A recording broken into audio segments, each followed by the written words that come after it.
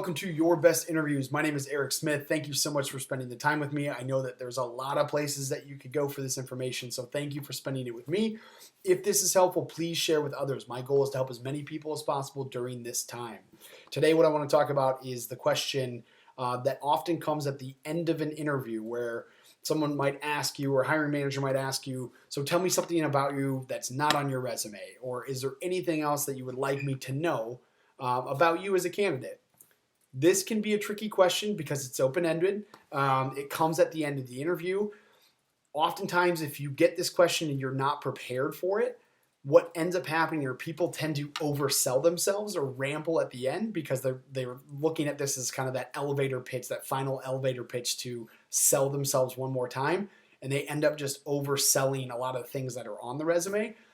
If you get asked this question, it typically means that you're in a good position. It means that they like you as a candidate on paper. They're just trying to get a better understanding of you as a person, you as somebody who's going to be joining their team. They just want to get a better sense for you, right? So what I always recommend in this is to overemphasize your excitement for the role, excitement for the company, excitement that you're in the room meeting with them, right? I just want to emphasize I'm really excited about this opportunity. I was excited prior to when I was doing my homework, but after meeting with you, meeting with your team, I'm even more excited this is the right fit. And then look at this as a good thing, right? It gives you one more chance to kind of put yourself in the best position to kind of sell yourself without overselling yourself. But they're trying to get a better sense for you, right? So start to think about maybe there's some key characteristics that don't jump off the page on the resume that you should emphasize. Me, I always emphasize my work ethic. I think I have a really strong work ethic, and it doesn't necessarily read on the resume because how do you read work ethic within different roles? So that's a differentiator that I always lean on. So if you have one of those key characteristics that differentiates you, against the field of people that you'd be interviewing against, I would say throw that in there. Something that maybe you can't see on the resume that I think is valuable and lends to kind of me hitting the ground running and really being an asset for you is this, and this. Give us some examples of those. Maybe there's a story to give them a better idea of you as a person. Make sure it's relatable and make sure it's something that ties back into the professional world. Right, but maybe there's something that you do where it's like I'm somebody who cares.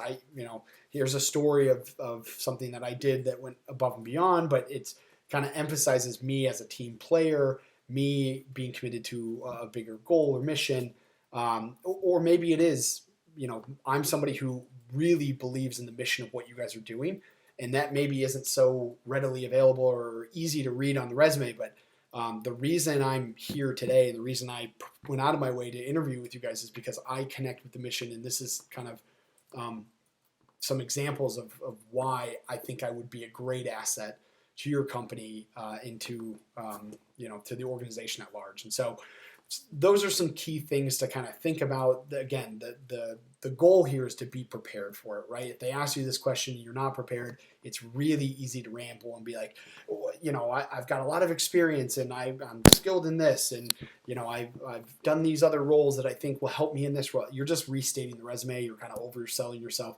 You look at this as an advantage. They clearly like what they see on paper. They just want to get a better sense for you.